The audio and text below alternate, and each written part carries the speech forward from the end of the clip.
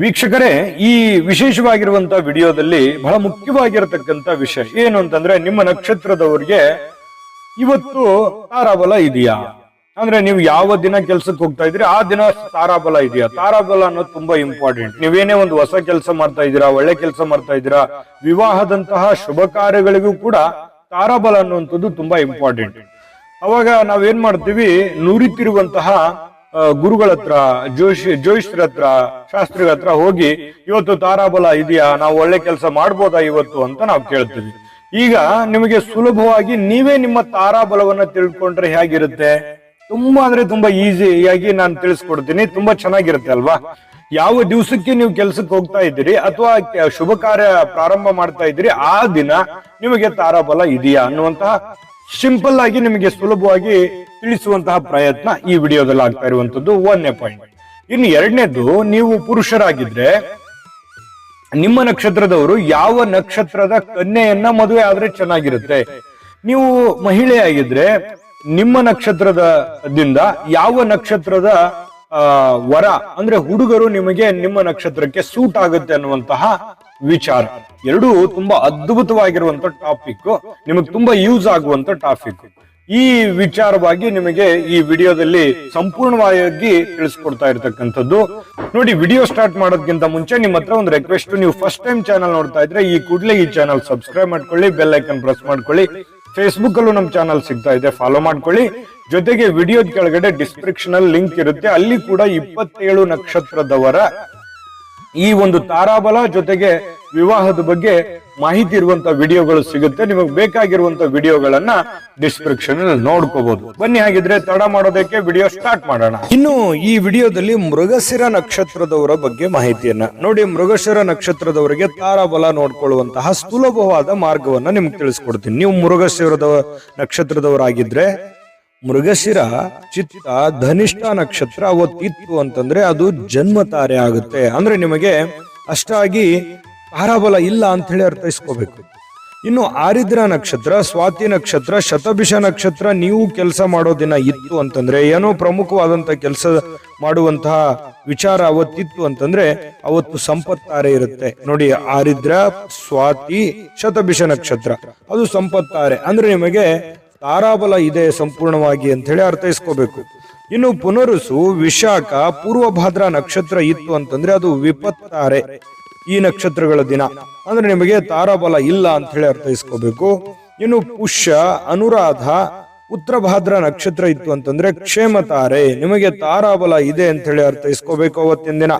ಇನ್ನು ಆಶ್ಲೇಷ, ಜ್ಯೇಷ್ಠ, ರೇವತಿ ನಕ್ಷತ್ರ ಇತ್ತು ನೀವು ಪ್ರಮುಖವಾದ ಕೆಲಸ ಮಾಡೋ ದಿನ ಅಂತಂದ್ರೆ ಅವತ್ತು ಪ್ರತ್ಯರ್ತಾರೆ ಅಂದ್ರೆ ನಿಮಗೆ ತಾರಾಬಲ ಇಲ್ಲ ಅಂತ ಹೇಳಿ ಅರ್ಥೈಸ್ಕೋಬೇಕು. ಇನ್ನು ಮಘ ನಕ್ಷತ್ರ, ಮೂಲ, ಅಶ್ವಿನಿ ನಕ್ಷತ್ರಗಳು ಇತ್ತು ಅಂತಂದ್ರೆ ಅದು ಸಾಧಕ ತಾರೆ, ನಿಮಗೆ ತಾರಾಬಲ ಇದೆ ಅಂತ ಹೇಳಿ ಅರ್ಥೈಸ್ಕೋಬೇಕು. ಹುಬ್ಬ, ಪೂರ್ವಾಷಾಢ, ಭರಣಿ ನಕ್ಷತ್ರಗಳು ಇತ್ತು ಅಂತಂದ್ರೆ ವಧಾತಾರೆ ಅಂದ್ರೆ ನಿಮಗೆ ತಾರಾಬಲ ಇಲ್ಲ ಅಂತ ಹೇಳಿ ಅರ್ಥೈಸ್ಕೋಬೇಕು ಆ ದಿನ. ಇನ್ನು ಉತ್ತರಾಷಾಢ, ಕೃತಿಕ ನಕ್ಷತ್ರಗಳು ಇತ್ತು ಅಂತಂದ್ರೆ ಅವತ್ತು ನಿಮಗೆ ಮಿತ್ರ ತಾರೆ ಅಂತ ಹೇಳ್ತೇವೆ, ಆ ಮಿತ್ರ ತಾರೆ ತಾರಾಬಲ ಇದೆ ಅಂತ ಹೇಳಿ ಅರ್ಥೈಸ್ಕೋಬೇಕು.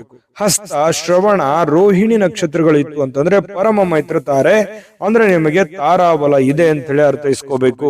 ತುಂಬಾ ಸಿಂಪಲ್ ಆಗಿದೆ.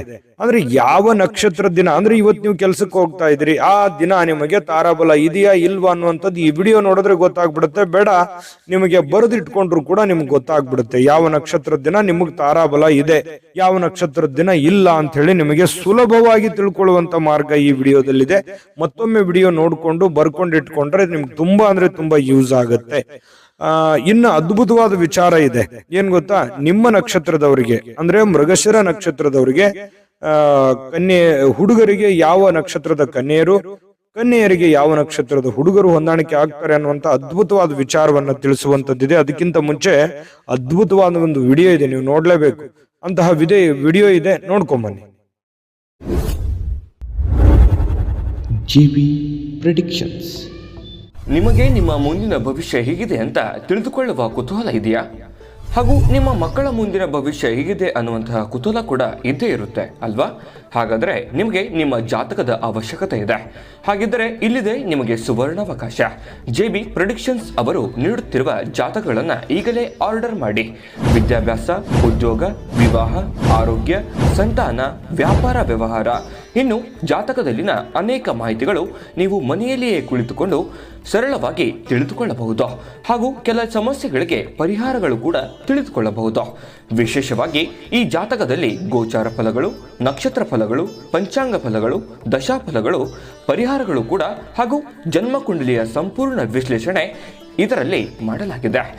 ಈ ಜಾತಕಗಳು ಎಲ್ಲ ಭಾಷೆಗಳಲ್ಲಿಯೂ ದೊರೆಯುತ್ತವೆ. ನಿಮ್ಮ ಜಾತಕಗಳು ಪಡೆಯುವ 2 ವಿಧಾನಗಳು ಈ ರೀತಿ ಇದೆ.